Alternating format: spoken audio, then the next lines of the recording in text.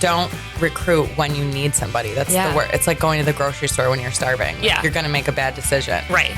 If you like and trust the people that you're working with, that is your best bet for going with marketing, because there is nobody who is reinventing the wheel. They're just not. You're listening to the Uptown Girls podcast. I'm your host, Martina Barley. Let's talk. Welcome. Thank you. To the Uptown Girls podcast.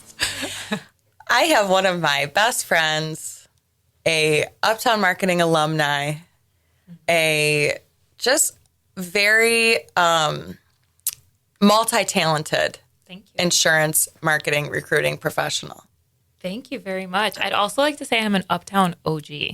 Oh, the OG. The number one Uptown girl ever. Yes. Naima had no problem when well, first of all, Uptown Marketing was your idea.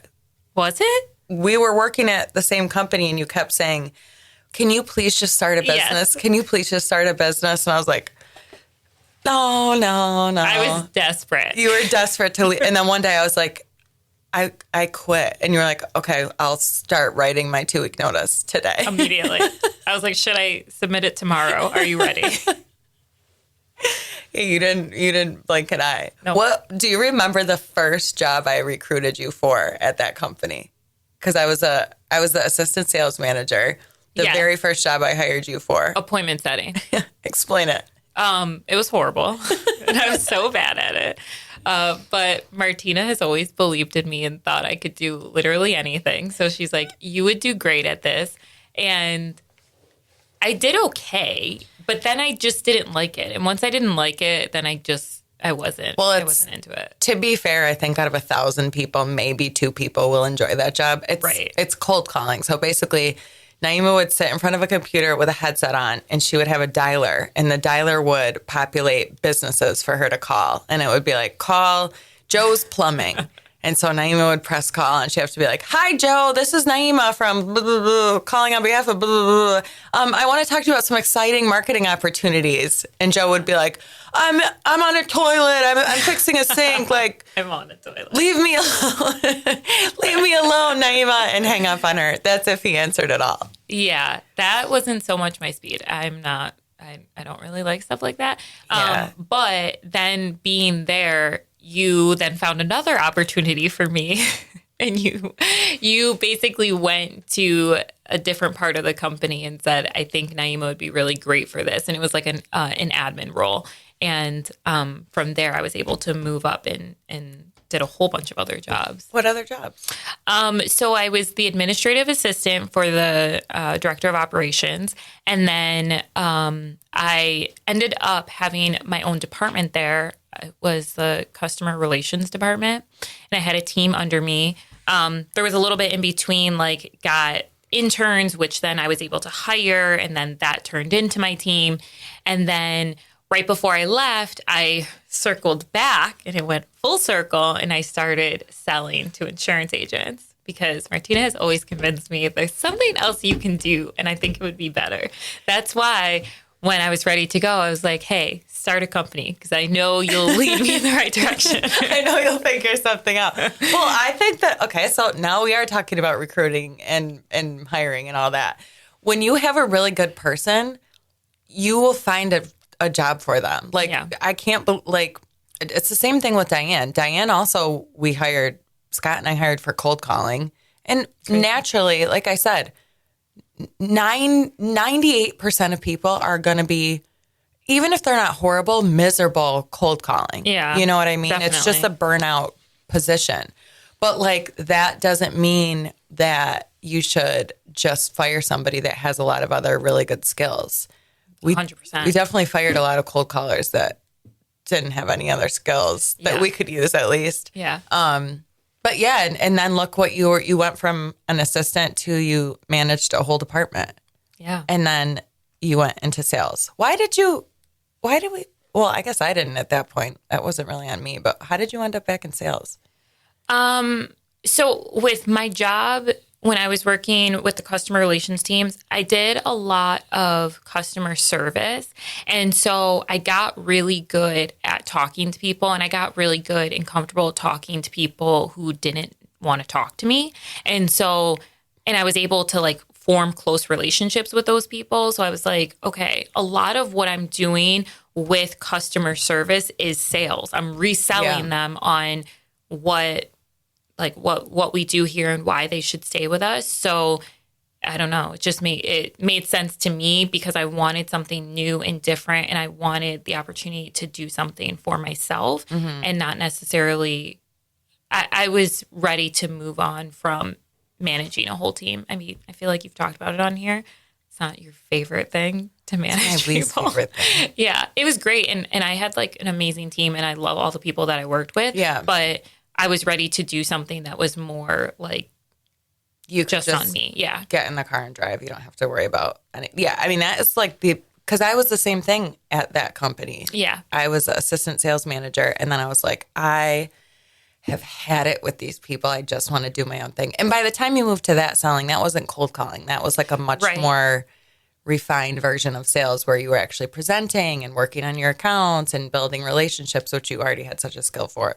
Right. And I had actually remember I had done some events with you guys before I had moved to sales.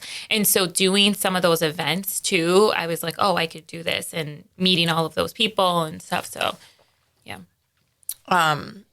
Okay. So now tell us what you do now. So you were at Uptown for really the bulk, 4 years, 3 years? Yeah. Almost 4 years. How long has it been?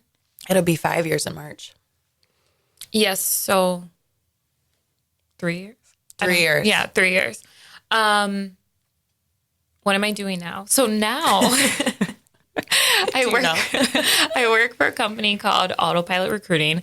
I'm the director of marketing, and I do marketing specifically for the recruiting company. And it's a recruiting company for insurance agents specifically. Yes. If you're an avid listener, like millions of you are, Naima works for Al Shattuck's company that we talked to. Yeah. Okay. So talk to me a little bit about how you made the transition from doing marketing to doing recruiting. So I'm not a recruiter. I still am doing marketing, but to me, this was more up my alley because I get to focus on one business. And I still get to do the thing that I loved most about working for Uptown, which is meeting and talking to clients. But I'm responsible for the marketing of one company. So the branding, the marketing, everything of one company, which is Autopilot. I work with basically just one State Farm agent, which is Al. And I help him with stuff for his agency too. But yeah, I don't know. It just made more sense to me. I think that's a very valid, like, it completely changes the job because it is doing marketing. Some of the things you're doing are different, but it's the same general vibe, but you just get to give all your love and attention to one brand. Yes. So anyone who knows me personally knows I'm quite sensitive. And so I just feel like my favorite part of working with tons of agents was like creating the relationships, but I took it so hard if something wasn't going well, or if there's times where people leave because they have to for some reason. Maybe their agency is closing, but those types of things I took so personally, and I wasn't able to just leave in good thing and bad thing, but I wasn't able to just like leave that and be like, okay, gotta eat dinner now. Like I would just like think about it, harp on sleep. it. Yeah, exactly. Lose so much sleep over it. So just working with one company now and still being able to work with the whole network of people that I've met over the last few years, which is insurance agents,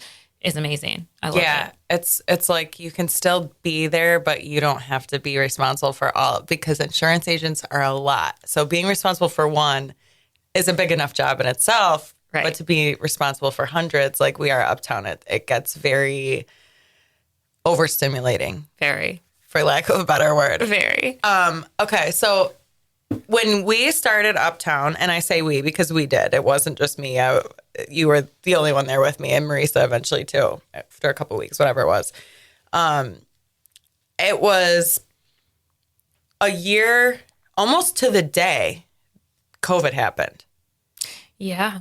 Isn't that crazy? It is. Because we were on our year trip, right? It was a celebration for... Yeah, I was like, it's our 1 year anniversary. Like, we're doing so well. We grew so much in this first year. Let's go to Miami to celebrate for a few days. So we got this big ass Airbnb. We were all living the life, and like, we're on our phones, like, COVID. They keep talking about it. It was like a movie. Like when you was. see all the news articles and stuff, it was very scary. I feel like by the end of that trip, all of us were crying because we're like, are we going to be okay? Because we were like laying out at a pool, having margaritas. And then all of a sudden it was like, are we going to be able to board this plane home? Yeah. Yeah. And I think we flew home and like the next day plane travel was done. It was like, very by the skin of our teeth. Yeah. But okay, so the reason I brought that up is because I'm thinking about remote work. But we were working remote always at Uptown. And I think that is, at least for the way that I run a business, and I think our business in general, it's very, very hard to train, to build a culture, to do anything when you're working remote. And we remember from our days at that other place, being in person together, I believe just helps you collaborate a lot, helps you work together a lot. So do you have a preference of working remote versus working in an office? Yes, my preference is I like working remote. You were going to say that. Yeah, that's no brainer for me. But I will say, I'll tell you why. There's a couple of reasons why. When I used to work in an office, because I always worked with friends and I became friends with so many people that I worked with, I noticed that working from home, I actually could focus better. And I know a lot of people are the opposite because there's so much stuff you can do at home. You can do laundry, you can turn on the TV, you can do whatever you want.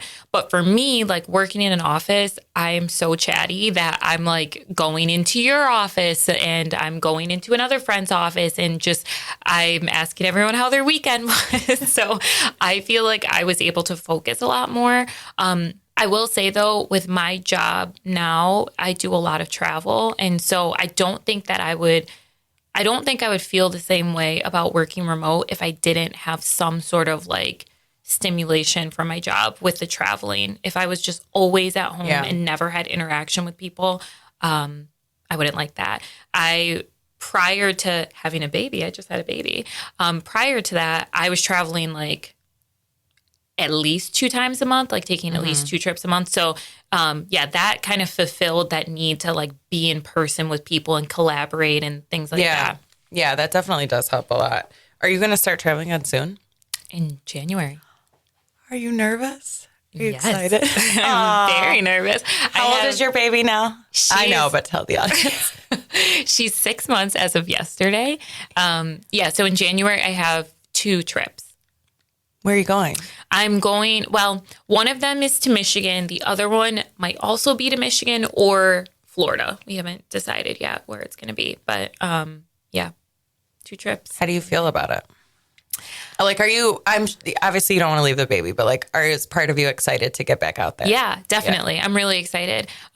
With my job, I work directly with the owner of our company, Al, and I think a big part of what we did was collaborate in person, and we work so well together that I'm excited to be together again so we can work together in person again. I'll also get the opportunity to this January meet a lot of his team, which I've talked to so many of them on Zoom and things like that, but I've never actually met majority of them in person. So I'll be able to do that. But yeah, I'm really excited because I've always really enjoyed it. I really enjoy the travel part of it. But of course, there's that like little part of me that's going to be thinking about my baby. Of course. It's a big part of you. It's your baby. Yeah. But yeah, I mean, you do absolutely, I think, thrive in person with stuff. Like, remember the first time that I made you present and you were so nervous? Where? I don't remember. This was in Fort Lauderdale. Where? What was it for? It was for the Magic Study Group, right? Isn't that the first time, or did you do something before that? Yeah. And I think that was, yeah. Yeah, I'm pretty sure that was the first time. And you were so nervous, but we prepared so much. Yeah. And you just did so well. Thanks. You did. And I told Al, you should have Naima start presenting because she's really good at it. She doesn't want to do it. I was like, don't listen to her. Well, that's exciting. So, okay. In your job now, what is your primary focus? Primary focus is getting our name out there. So we do a lot of Facebook ads. We just started doing some Google ads. With the insurance space, there's always like the shiny new company syndrome. So that was us for a really long time, especially because there's no other recruiting company that does it the exact same way that we do it, which is continuously like you pay us a monthly fee, and then you have a recruiter who works for your agency, and it's forever. It's not just like a headhunter. It's not you pay us a certain amount to find you this person, then we're done. It's like you get someone who's basically a team member for you. It's your recruiter who's always looking to find you the best talent.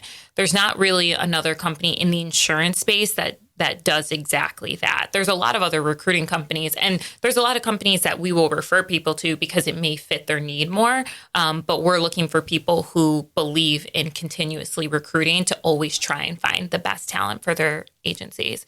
But anyway, so yeah, there was this like in the beginning, there's always this like, wow, new company. And so a lot of people, we got so much incoming business, and we still do. I'm really grateful for that. I think we all are. But now it's been, what year? 2021. So it's been 2 years since we started.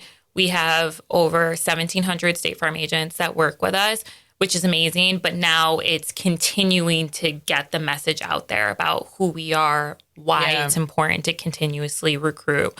Because I think a lot of people just think like, okay, I'm down a team member. I need to find someone. All right, I'm good. And that's just not, we don't believe in that. That's Noah was saying on the last podcast, don't recruit when you need somebody. That's the word. It's like going to the grocery store when you're starving. Like, you're going to make a bad decision. Right.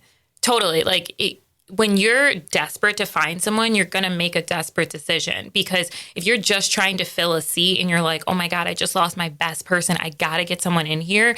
You're not going to wait and be super like selective the way that you would, where if you're fully staffed and someone came in and said, I want to work for you, you'd be like, is this person great? If not, I'm not even wasting my time. And the thing is, a lot of people say, well, I'm fully staffed. I don't have the money. I don't have the payroll to pay another person. But that's the great part about continuously recruiting is you can start building a bench of people and have, you could say, all right, I'm not actively looking to bring you on right this minute. But if you start getting your licenses and things like that, I probably will have a spot for you when you're done with that. And if not, I have about 5 other agents that I can refer you to. So you can start building a bench. But the thing is, like, if you're not actively searching for someone right in that moment, you will be super, super selective. And if you see an all-star, you will be able to afford to have them on payroll, because the analogy that my boss, Al, always gives is like,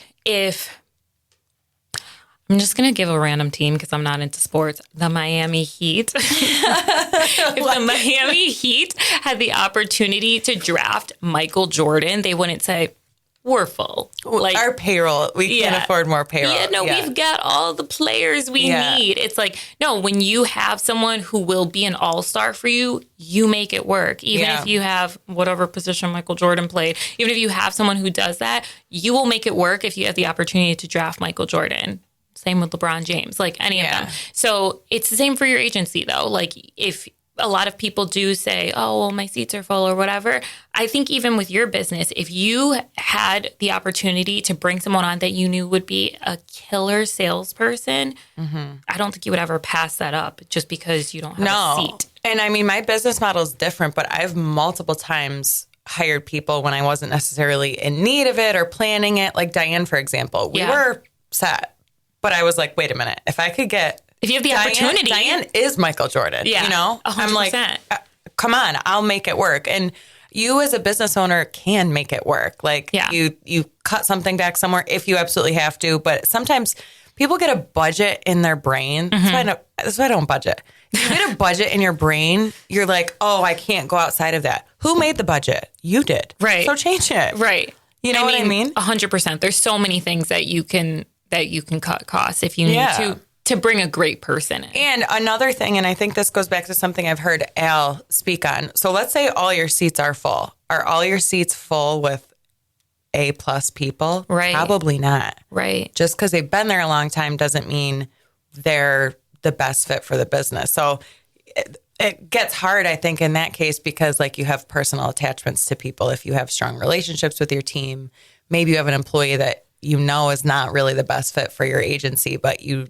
just can't bring yourself to let them go. But if you're really cutthroat, you bring in that extra person that you hired off the bench that you know is going to be amazing, and someone's going to see their way to the door. 100%. Something that he always says is longevity doesn't equal loyalty. That's what I was trying to think of.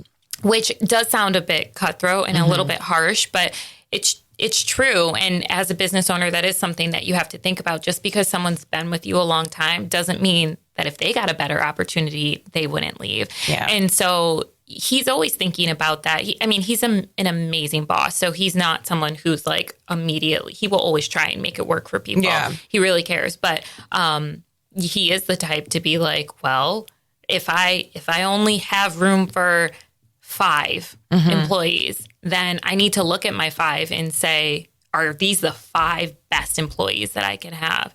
If not, then sometimes what he'll do is he will bring the 6th person in and to try and shake things up, see if that like kind of lights a fire in that person who's in the bottom spots, light a fire under them. If not, it may not work out. Yeah. Yeah, it's hard. And the longevity loyal thing, I always like that because like, yeah, they might not take another job. Like maybe they have loyalty in that sense, but if they're not working like to the best of their ability and they're not like going above and beyond for your business and your customers, that's not being loyal either.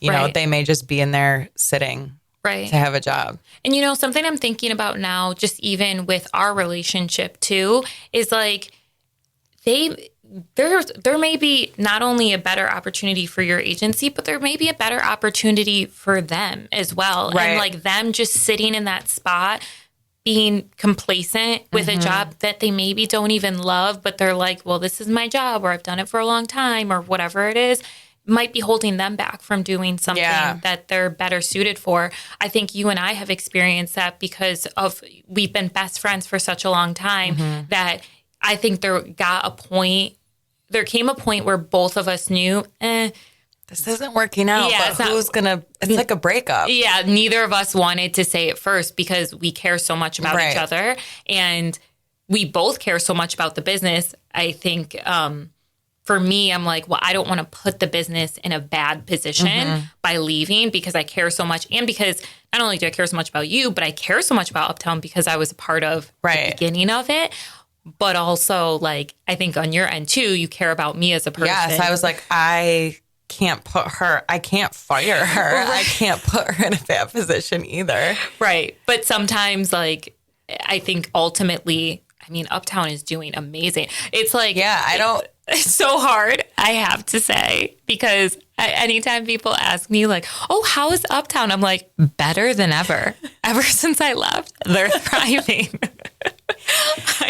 Yeah. And maybe that is like a lesson for people. Like you may have somebody that is one of your best friends in the world, which you are. And like, I would have kept you until the bitter end. Like until I was like, just till the bitter end, because I would never put you in a position where I was like, you're fired. You can't work here anymore. Figure it out. I just would never do that to you. Yeah. But knowing what I know now, I know my business is better, but you're so much better off. I think you are with the right leader for you. And that's something I told him from the beginning when he was talking to me about hiring you.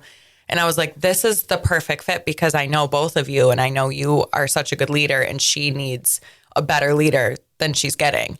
And so think about it like that. If you have somebody that you're like struggling with, like we both kind of know this isn't the right fit, but neither one of us wants to like make that first step to like sever the professional relationship. it likely will be better for the person down the line. Yeah, and maybe your relationship too, because I'm sure Yeah. there's a lot of insurance agents. I mean, I know a lot personally that have hired friends and family, especially when you're starting off, you're going to your personal network and trying to figure out who would be a good fit to work for your agency. And it I think for you, the most success you've had with employees are people you don't have a super close personal relationship. You've grown really close with all of your team, but like that you didn't start off with a super close personal relationship. I know your sister and Marisa, there are some exceptions to that, but I think your team has been the absolute best since finding people who were not your best friends. 100%. And also just like throwing my hands up and being like, okay, I'm not the best person to manage, so to speak. That needs to be Carla and that needs to be Marisa. And I think that's really hard to do. I said this before, but like it's very weird when you start a business. It's because you want all the control over everything, but you cannot grow it unless you let go of control of everything. Yeah. So it's like, wait, I thought I did this so I could have all the say in everything. And now it's like, well, actually Carla and Marisa are in charge. Don't come to me with that. Isn't it so much better though now that you do that? Oh my God, yeah. I don't know if I would have survived another year without Carla coming in. She's just so much more, you have to really, and this is hard when you're a new business owner. This is hard when you're young and just kind of inexperienced, but you really have to put your ego aside, which is hard when you have a huge ego like some of us do. And be like, okay, I'm not good at this. I need, or maybe just this is one of my weaker areas. I need somebody that can come in and do it. And then once you bring the person in, that's the hard part, is watching them do what you used to do. You know what I mean? And better. And better. Watching someone do it and better. Excel. And the team's happier. They're like, yeah, I have my monthly meeting with Carla. I'm like, monthly meeting? What's that? I feel like, though, the thing that you can take pride in is that you did that. You brought her in. You did something that was really great for the company, which was making the decision to bring her in. I think that is really hard for a lot of business owners to let go of control. We see that all the time, even with people in their recruiting. They want to have full control and they want to be a part of the whole process. But there's so many things that people, like that business owners may be better at. So like focus on the things that you're really good at and that you enjoy doing too. Yeah, that's a huge thing, is what you enjoy doing, because I know if I really wanted to sit down and like be an excellent leader and coach every day and train and all, I could. Yeah. But I would be so unhappy. Yeah. And if I'm unhappy, you have experienced me being unhappy in my job and what I'm doing. It's not fun. It's a very frustrated, burnt out, emotional version of me, which I don't like and I don't want to portray to my team. And I think probably any business owner is going to have that. Whenever you're putting yourself in a position where you're doing something you just don't have a passion for and you don't like, you're burning yourself out.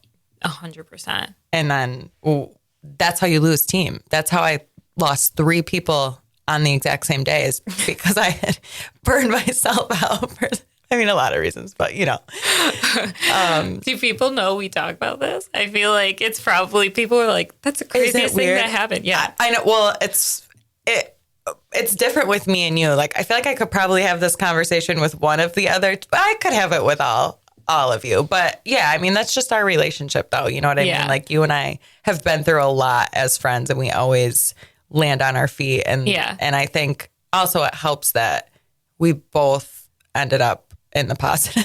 Yeah, we both ended up so much happier. And I think our personal relationship has just grown like even stronger since then, because we, for so many years now, have just obsessively talked about work when we were together. Going back to what, 2016 you started? Yeah. Yeah. And now we just can talk about friend stuff. When we worked together, we used to be like, we would be talking at like 2 p.m. on a work day, and we'd be like, okay, I'll call you tonight and we can talk as friends. Yeah. Or we'd be like, can we just talk as friends for a minute? Like, you literally, and you can't do that. It's impossible. Right. Okay, so I want to go back to Autopilot, and because I'm hung up on this thing you said, and I really like it, and I want to talk about it more and more, is the shiny company syndrome. Yeah. Because it happens bad in marketing. I've been the shiny company twice now. Two different companies. I've been the shiny company in like, you're the star and everybody wants to work with you. And like, you're the one at every conference and presentation and all this stuff. But that was probably 7 years ago at this point, 7-8 years ago, the first time. And then when I first started Uptown, there was tons and tons and tons of hype. But then another shiny company comes along. And then that company and then another shiny company comes along and that company is feeling the effects of that. So it's, do you think it's more our industry? Like, what do you think is the reason for that? And how do we stop it? I would love to figure out a way to stop it.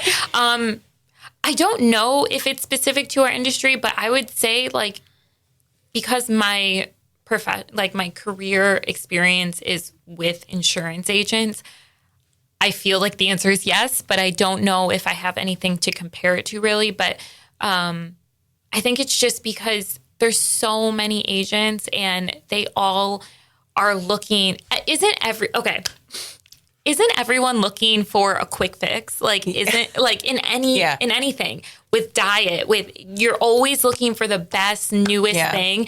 And when people promise you, like, we're the Atkins diet. Remember that? Whatever that was. We're Weight Watchers. Like, you're going to lose all this weight so fast. It's like people want a quick fix. And so whenever a new company comes out promising things, they're just like, I have to try it because I want this quick fix. And, at least with marketing, my experience, and now not working for Uptown and having gotten to know so many other companies, there's great companies out there, but ultimately, I will tell you right now, as someone who does not work for Uptown, you're not going to find someone who's going to do something so drastically different. So you have to work with people who you like.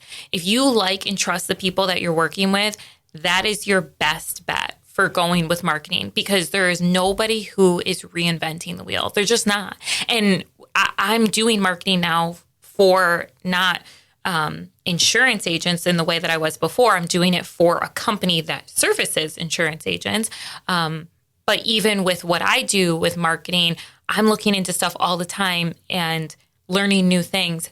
No one's reinventing the wheel. Everyone has the same tools and things like that. And so when people come out here and say, we can do this, we can do that. Spoiler alert, they can't. I'm not saying they can't, but I'm just saying that everyone has access to the same things. You have to find people that you just genuinely enjoy. Right. Google only works so many ways. Right. The internet only works so many ways. Right. The company you all are agents for only allows you to do so much. Right. So even more, like when we did digital marketing at our old company, before I was just strictly with insurance, I could have a plumber, a roofer. I had a maple syrup farm at one point, like all these different businesses. You can get a little more creative there. You know, maybe this one has a certain website and this one. When you're talking about marketing businesses that you cannot control 90% of their website, there is a very narrow lane you're in. So you're absolutely right. Spoiler alert. Everyone has access to the same thing. So what do you need? You need experience and you need the relationship. 100%. And that goes pretty much, I would say, the same for Autopilot, right? Yeah, definitely. Yeah. And the other thing too is, never mind. I'm not going to say it. Come on, say it. I can cut it out if you don't like it. No, I don't think I should say it. Don't put this in. I won't. What I was going to say is, like, basically, I don't think you should work with someone who works for the company that you like. Oh, yeah. Yeah, I don't think I should. Especially because, like, my company's on right. there. But I was just going to say with insurance, like, it's nice to have someone who's, like, who has the experience having worked for an agency, which is, like, how you got your start. Marisa, Carla was like there for like a month, but yeah. Yeah, so like you got your experience working in an agency, but I do think there is something to not actually working for the company. Yeah. But I don't know the right way, so I feel like you shouldn't use that. Yeah, no, we'll just... Yeah. Okay. Okay, enough about marketing. Okay. I talk enough about... Well, not enough about marketing, but let's shift the marketing a little bit. How does Autopilot market differently does Autopilot market differently? Like what's your competitive advantage if I'm an agent and I'm like, oh, I have this company or this company, why should I work with you guys? It's extremely reasonable. If you think about it from the sense that you're adding basically a team member to your team, you pay at this point in time, you pay $330 per month to have an additional team member who works for your agency 5 days a week to recruit on your behalf. So our model is set up in a way so that there may be months where you're not looking for anyone. Your recruiter will still always be actively searching because they're looking for that Michael Jordan person who's out there. But you may not be actively like hiring. You may have all your seats are full. So she may start building a bench for you. Your recruiter may start building a bench for you, but still have her eyes out to see if she can find that like amazing A player. And then there may be a month where you lose someone that you don't expect to. You lose 3 that you don't expect to. And we don't charge any different to bring 3 people on in 1 month. The nice thing though is because you always have a recruiter who's looking out, say you do lose 3 people unexpectedly, your recruiter may have some people that she's already spoken with and created a good relationship with, started building your bench that she can reach back out to and say, hey, there's an opportunity right now. That's a no-brainer. I don't know why everyone doesn't do it. So other recruiting companies out there right now, a lot of them are looking to fill like a specific need that you have. So you're looking to find a salesperson right now. There's a lot of other really great companies that you can go to who will get you interviews just for a salesperson. And once you find that person, it's a one and done.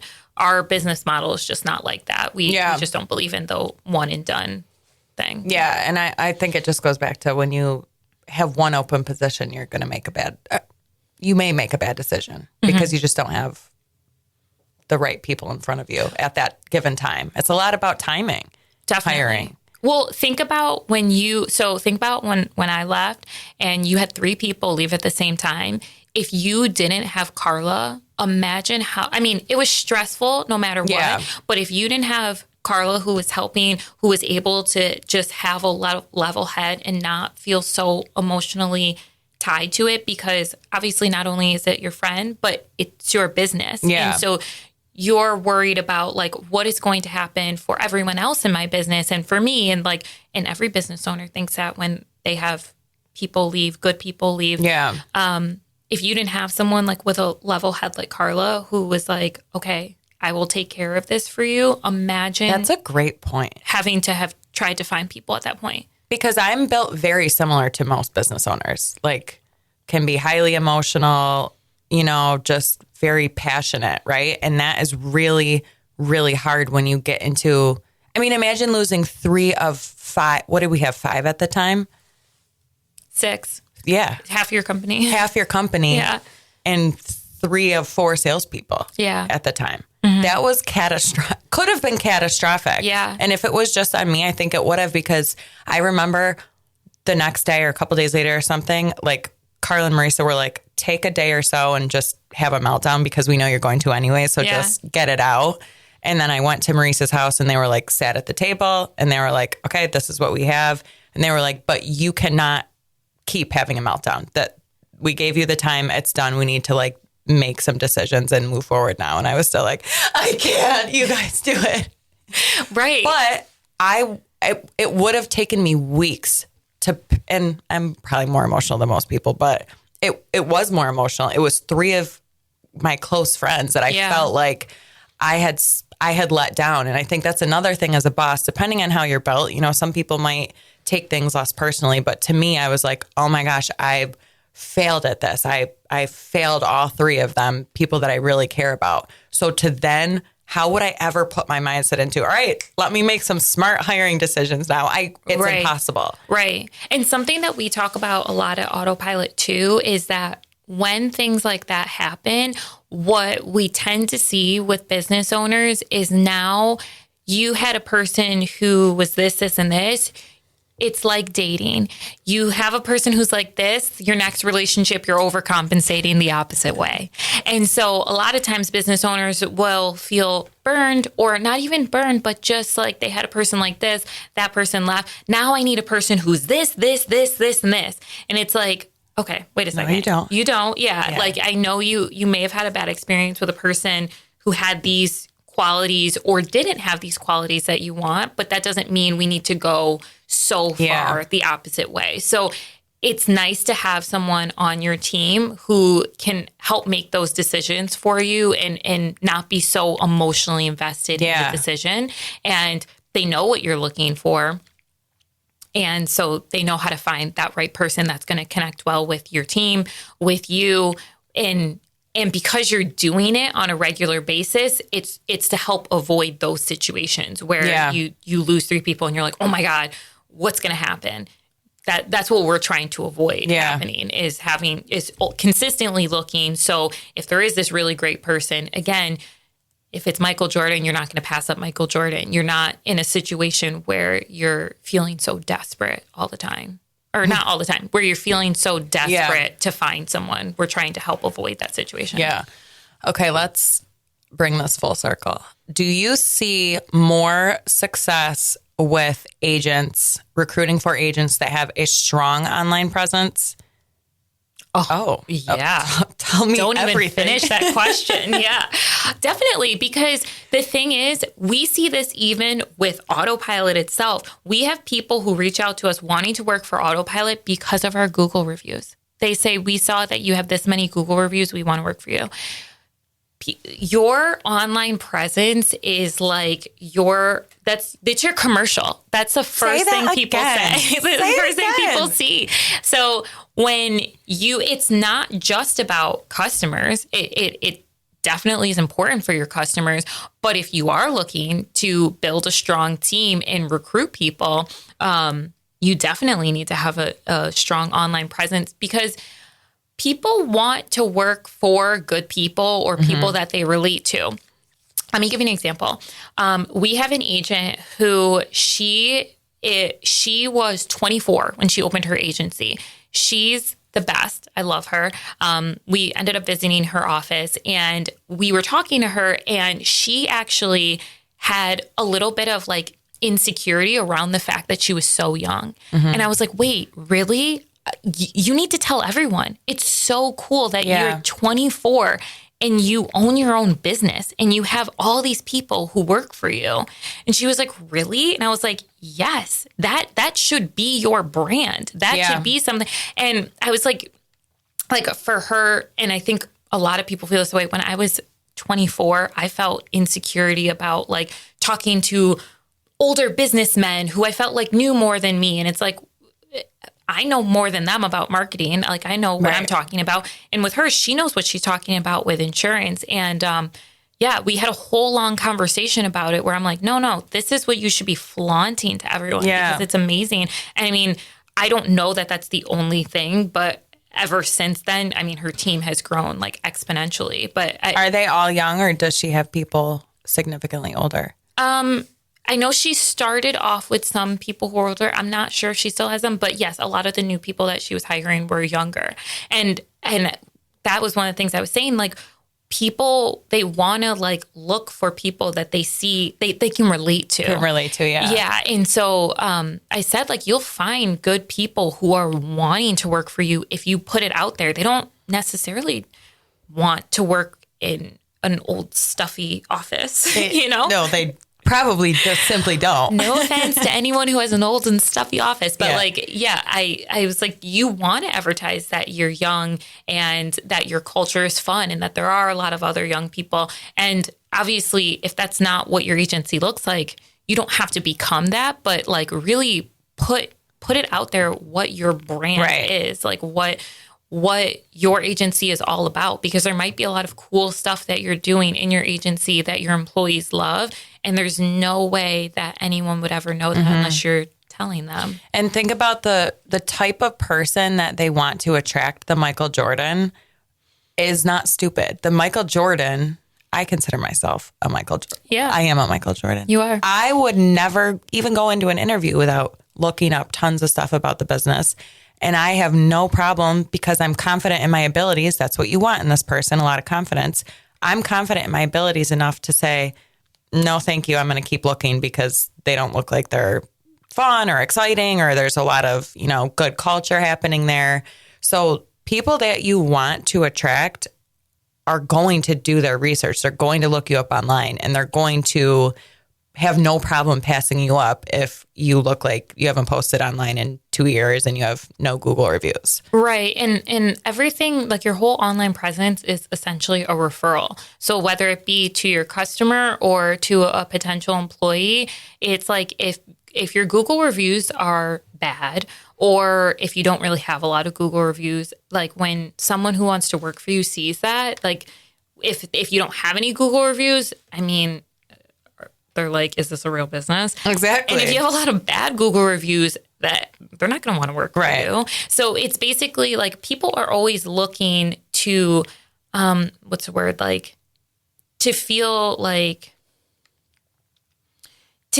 people are always looking to get a recommendation from someone else. And like, if someone else gives it the stamp of approval, even if you don't know that person, like you're more likely to go that route than if it's just so unknown. Yeah. So like your Google reviews and the photos that you post in your Facebook and your Instagram or any of that, like that's essentially recommending a potential employee. Like, look at this is a really great place to work for. Yeah. And that is why your online brand is more important than your Google ads. It's more important than your offline advertising, because are more people just happening to walk into your business, or are more people Googling you and Googling, the jobs that are open, they're going to look you up, all that stuff. So it's so important. It really is so important. Like recruiting and marketing absolutely go hand in hand. Like if you want to find good people, you need to have a strong online presence and like care about your marketing. Yeah.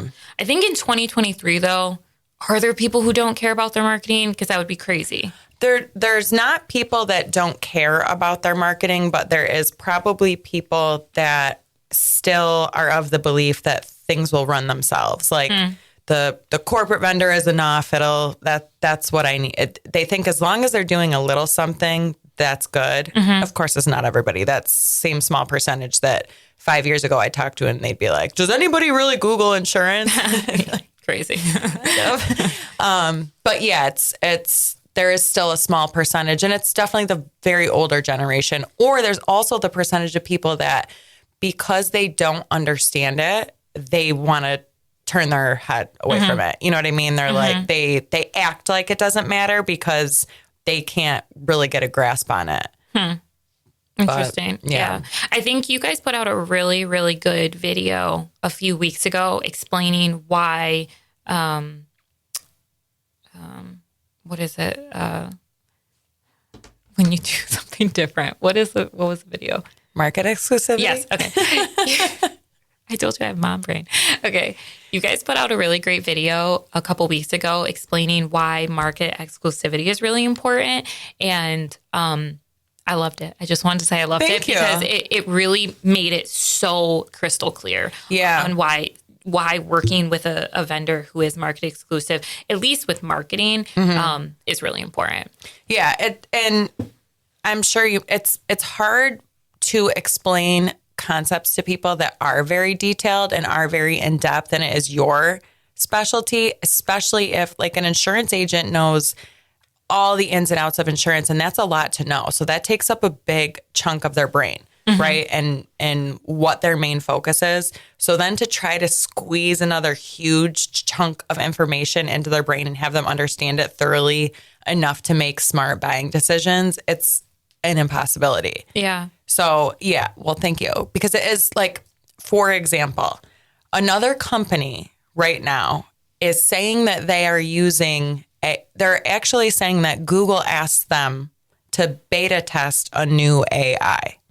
It's completely not factual. Okay. Any AI on Google is tied to a website, which our insurance agents cannot control their website in any way, shape, or form. Right. So it's a blatant lie. Yeah. But it is very easy to trick people into thinking, oh, well, that's a buzzword. because they only have room for this much information, so they don't need the explanation behind it. They're looking for the quick fix. Right. They hear AI. Oh, AI will get me all these leads. Yeah. No, it won't. Right. No. Good luck. It won't. And with the market exclusivity piece too, like the reason I bring that up is because it also makes our job easier with recruiting, because there are people who will reach out to us and say, what else can I be doing to like help this process? And that's one of the things I always say is like have strong marketing, because when someone is looking to interview at your agency and maybe they're applying to a bunch of different insurance offices in your area, you want to stand out. You don't want to have just the same old thing, just the basic logo and your headshot and a couple of reviews. Like, so what you guys do at Uptown with helping people get reviews, and responding to the reviews and like getting photos and content and things like that, potential employees, like candidates, they look at that type of stuff. Yeah. So we always recommend them to have like a good, solid marketing, for a solid marketing for their team and for their agency. I just lost my train of thought. I thought of something else I wanted to say, but I don't know how to tie it in. Just say it now. Okay.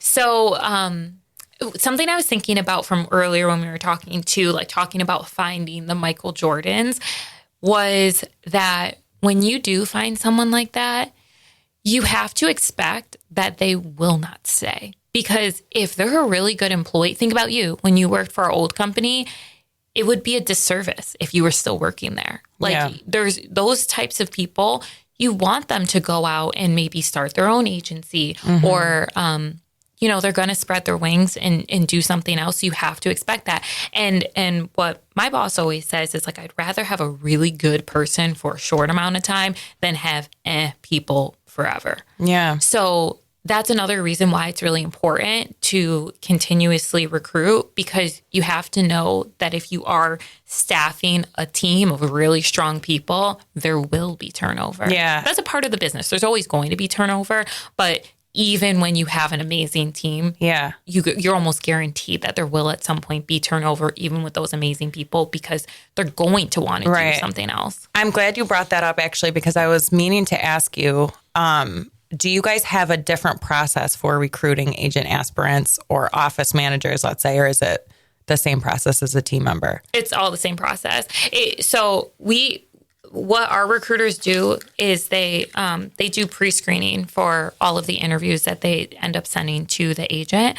And when they pre-screen someone, it's for any position. It's they're looking for someone who is how you described me in the beginning, just a good person that you can figure out what you can do with.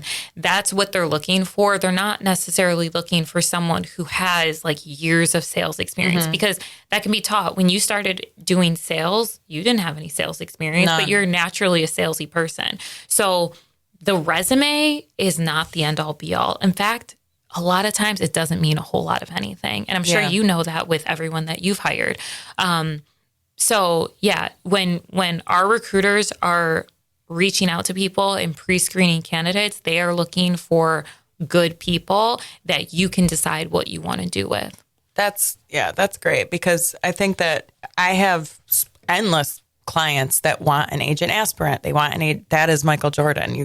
Good luck. Good luck getting that on your own. You know what I mean? Well, and also think for any agent who's watching this who has worked with or knows Martina personally, Martina is not licensed, are you? No. Right.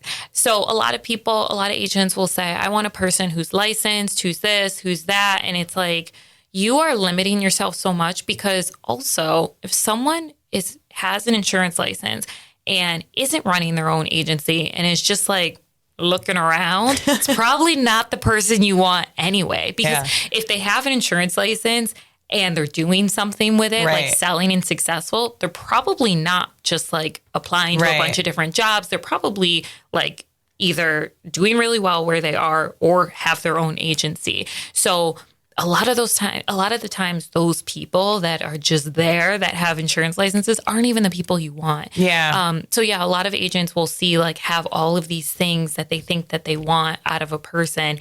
And again, like that's not what we're not looking to do a checklist of, all right, you're licensed, you have this many years of sales experience. Like we're not looking for any of that. We are looking for good people who can carry on a conversation, who are likable, who may have some experience. I mean, experience is always a plus, but coachable is like teachable, coachable is like one of the most important things. Yeah. My best, Diane, bartender, Elena, college student, Sierra, ice cream shop. Right. They're my sales team and they're all amazing. Right.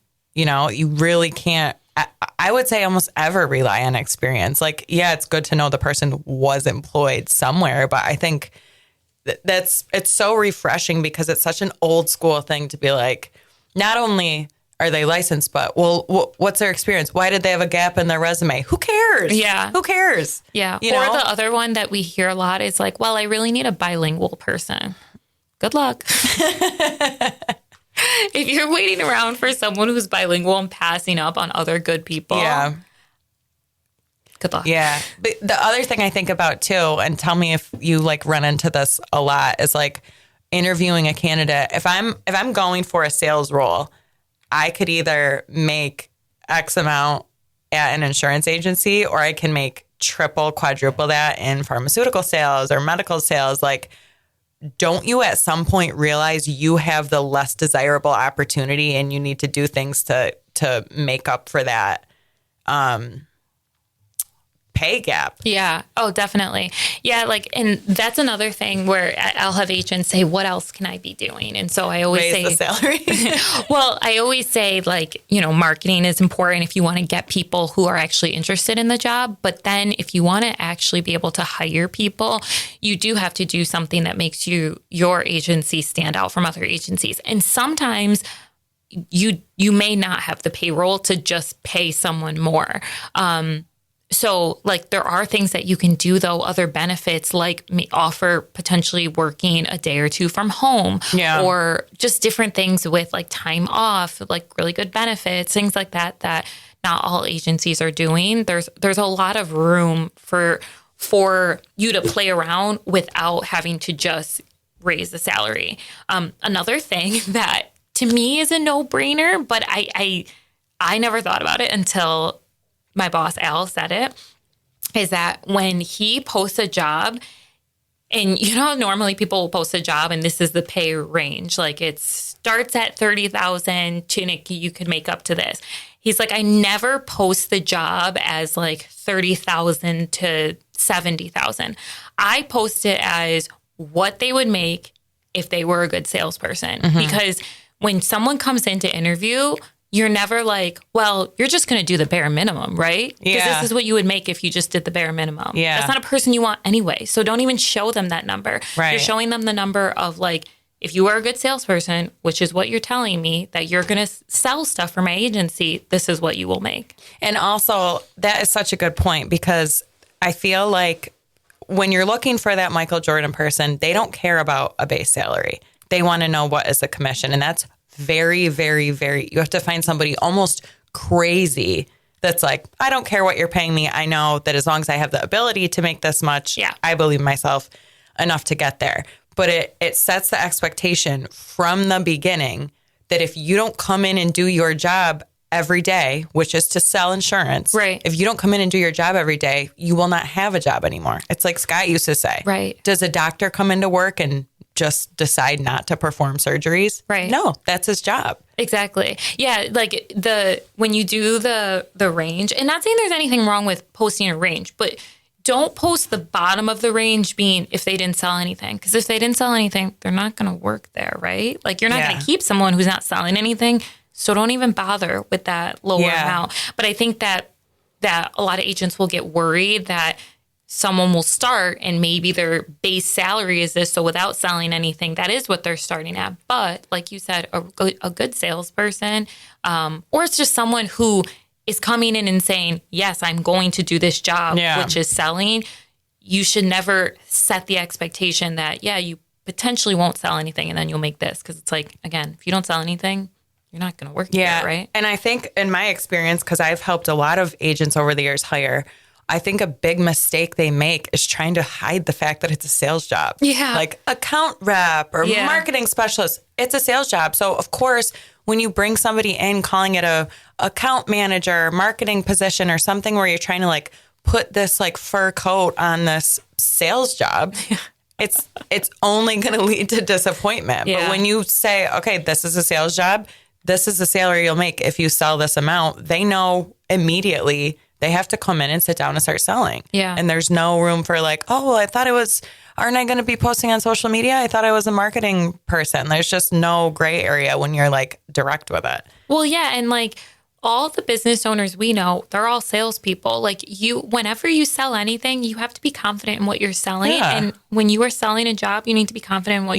you're selling. So you can't be like, yeah, it's like, you can't beat around the bush with what the position is. Like you need to be, it's better to be like blatantly honest about what this person can expect. Rather than kind of promise them something that's not going to be the case, because you'll never keep people like that. And that's just a general, it's like qualifying a lead before you talk to them, a prospect.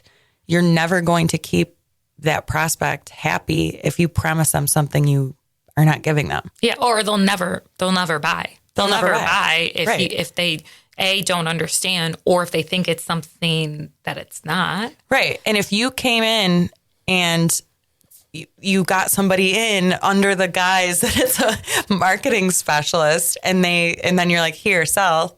You never had them anyways. They're going to be out the door. They were never the right fit from the beginning. So just save yourself the time and be open and direct and blunt about this is the job. You're going to have to call a lot. You're going to be selling insurance. Yeah. This is what it is. Do you want it or not?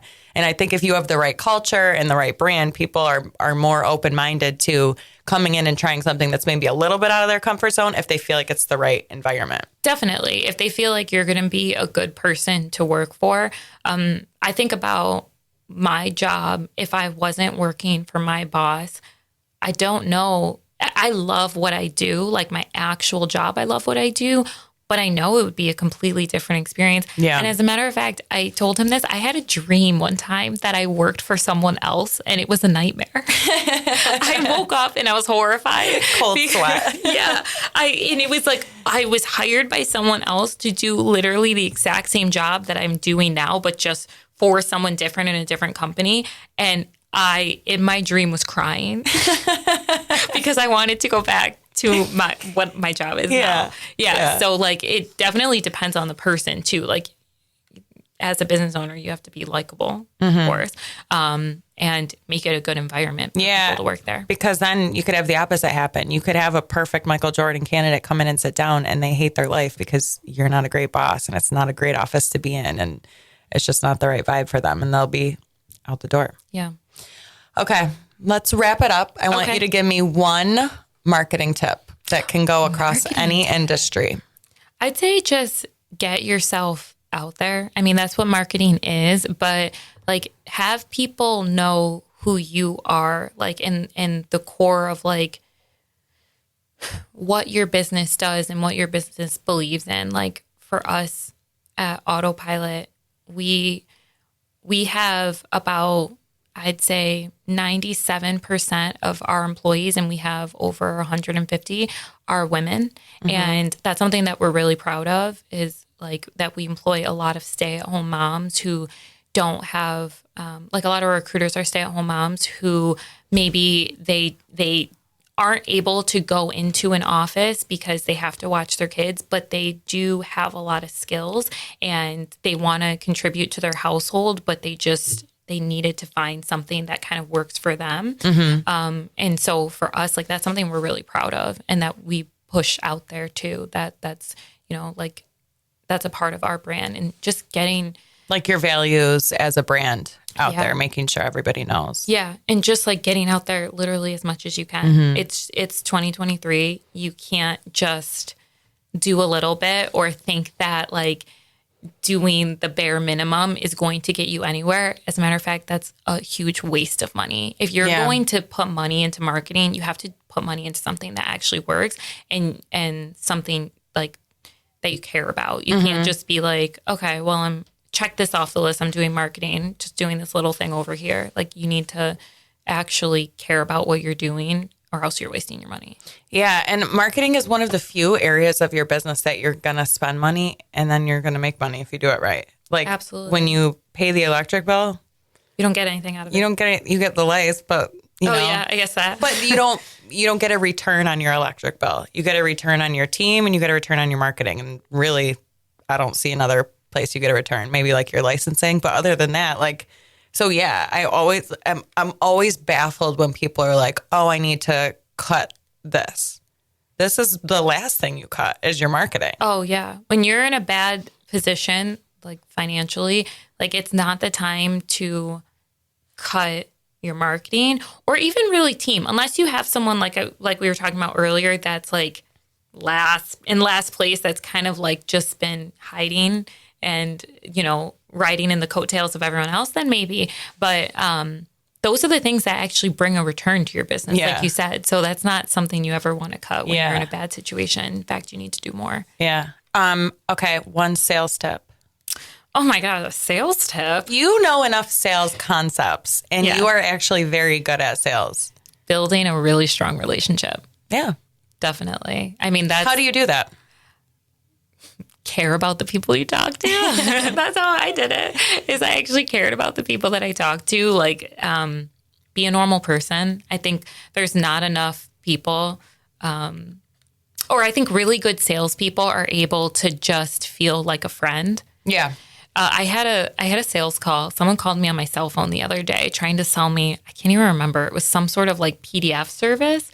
And the guy, I answered the phone and he was like, Naima? And I was like, yes. I love that. I was like, yes. And he was like, hey, I forget his name, but let's say John Smith, just random name. Yeah. He's like, hey, it's John Smith. And I was like, who? Yeah. Like, and he was like, John Smith. And I was like, trying to like remember, do I know this person? And I was like, do I? And he's like, listen, you're going to hate me because this is a cold call, but let me just tell you about this. And I was like, okay. Yeah. He is the 2 out of 1,000 people that, because the people that are successful have to be just like that. Yeah. You have to be able to like, hey, it's me. So casual. So casual. Yeah. So casual. Instead of being like, hello, Naima. This is blah, blah, blah from blah, blah, blah. I was hoping that you would give me 2 minutes of your time. No, I don't want to give you 2 minutes of my time. No, when he said, you're going to hate me because this is a cold call, I was like, did you laugh? Oh yeah, I laughed and I was like, all right, well, what is it? What are you selling? I'll hear you out. Yeah, like I knew I wasn't interested in buying anything in the moment, but I was interested in talking to him because of just the way that he got through. And yeah, I think just like being a normal person, that was something I really struggled with before getting a lot of guidance from you. That is a great advice. Thank you so much for coming on. Of course, it was so nice to have you. I would definitely like to have you back for more because we could talk endlessly. So we'll do it again soon. Thank you so much. Thank you. Thanks for listening, everyone.